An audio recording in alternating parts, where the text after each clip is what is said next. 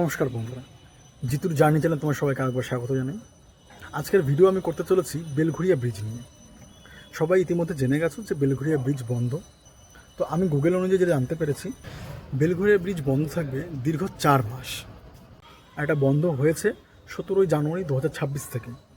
যারা কল্যাণী এক্সপ্রেসওয়ের ডান দিকে বা বেয়াটি হয়ে সোজা বেলঘরিয়া হয়ে আসতে চাইছো বিটি রোডে, তাদের উদ্দেশ্যে শুধু বলছি, কালচার মোড় থেকে ডান দিক নেবে, নিয়ে ওল্ড নিমতা রোড দিয়ে যেখানে ধাক্কা খাচ্ছ সেখান থেকে বাদিক নেবে, নিয়ে 2 নম্বর রেলগেটটা ক্রস করে সোজা চলে আসবে নীলগঞ্জ রোড।